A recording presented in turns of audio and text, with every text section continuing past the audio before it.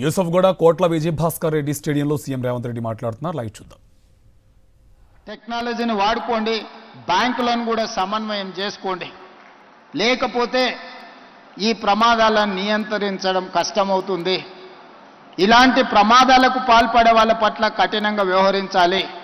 పిల్లలకు వాహనాలు ఇచ్చి ప్రమాదాలకు కారణమైతే వాహన యజమాని మీద కూడా కేసులు కట్టాలి. అప్పుడే చిన్నపిల్లలకు అందుబాటులో వాహనాలు పెట్టడం మానేస్తారు. ఇవన్నీ జరగాలంటే ప్రాథమిక విద్యలోనే పిల్లలకు అవగాహన కల్పించాలి. ఈరోజు పోలీసుతో పాటు రవాణా శాఖకు సంబంధించిన వాళ్ళు కూడా హెవీ లోడ్ ఈ మధ్యకాలంలో చూసినాం. ఒక క్రషర్, ఒక టిప్పర్ హెవీ లోడ్తో తీసుకెళ్లి ఆర్టీసీ బస్సును గుద్దితే 30-40 మంది బస్సులో ఉండే అమాయకులు చచ్చిపోయినారు. అంటే ఇట్లాంటివి మనకు సంబంధం లేకపోయినా, మనం తప్పు చేయకపోయినా ఎదురుగుండే వాళ్ళు తప్పుల వల్ల మన ప్రాణాలు కోల్పోతున్నాం. దీన్ని నియంత్రించాల్సిన బాధ్యత ప్రభుత్వం మీదనే, రవాణా శాఖ, పోలీస్ శాఖ సిబ్బంది మీద ఉన్నది. అందుకే రవాణా శాఖ, పోలీస్ శాఖ ఈరోజు ఒక అవగాహనతో ముందుకు వెళ్ళాలి. రాష్ట్ర ప్రభుత్వంలో రోడ్ సేఫ్టీ అథారిటీ ఉన్నది. ఒక అడిషనల్ డీజీ ఆఫీసర్ నేస్తున్నాం. ఆ పోస్టింగ్ ఎలా ఉందంటే పనిష్మెంట్ పోస్టింగ్ కింద వేసినట్టుగా ఉంది. చాలామంది ఆ పోస్ట్ వేయంగానే అతన్ని పనిష్మెంట్ కింద వేసినట్టుగా భావిస్తున్నారు. ఇప్పటి నుంచి దాన్ని రివైవ్ చేయదలుచుకున్నాము. ఈరోజు ఏదైతే ట్రాఫిక్ పోలీస్ డిపార్ట్మెంట్ ఉందో కన్సర్న్ కమిషనర్స్ దగ్గర ఒక వింగ్ కింద పనిచేస్తుంది. ఆ వింగ్ ఎలా ఉందంటే కమిషనర్ గారు ఒకవేళ ప్రత్యేకమైన శ్రద్ధ చూపిస్తే తప్ప ఈ ట్రాఫిక్ నియంత్రించడానికి కష్టమవుతుంది. It is like an sixth finger.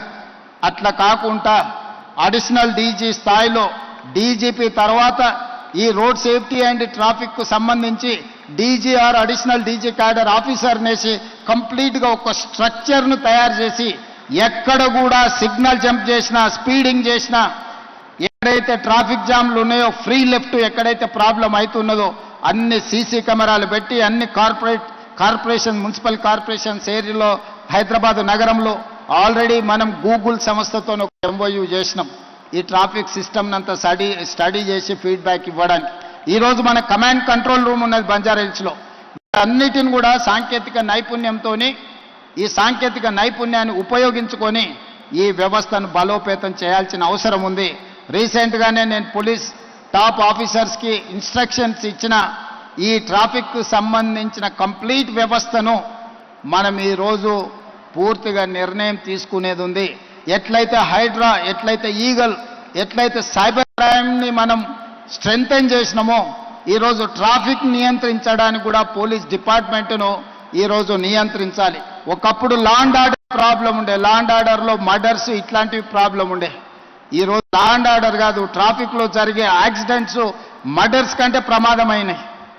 ఒక్కొక్కసారి 20 మంది 30 మంది కూడా ఒక ప్రమాదంలో చచ్చిపోతుందంటే ఇవన్నీ మనుషులు చేసిన తప్పిదాల వల్ల జరుగుతున్న హత్యలుగానే భావించాలి. వీటిని నియంత్రించాలి అంటే ట్రాఫిక్ విధి విధానాలను ట్రాన్స్పోర్ట్ కమిషనర్ గారు కూడా విధి విధానాలను కంప్లీట్గా ప్రక్షాళన చేసుకొని ఒక నూతన చట్టాన్ని తెచ్చుకోవాలి. ఈ నూతన చట్టం పాఠశాల స్థాయిలోనే విద్యార్థులకు అవగాహన కల్పించాలి. వాళ్ళ బాధ్యతను పెంచాలి. ప్రతి వీక్ ఒకసారి స్కూల్లో, ప్రతి వీకో ప్రతి నెలకో స్కూల్స్తో కోఆర్డినేషన్ చేసుకొని ఆ పిల్లలని సిగ్నల్ వ్యవస్థ మీద అవగాహన కల్పించే విధంగా, ట్రాఫిక్ను నియంత్రించే విధంగా వాళ్ళని రోడ్డు మీద వాళ్ళను ఒక క్రమశిక్షణ కలిగిన భారతీయులుగా తీర్చిదిద్దాల్సిన అవసరము అధికారుల మీద, రాష్ట్ర ప్రభుత్వం మీద ఉన్నది.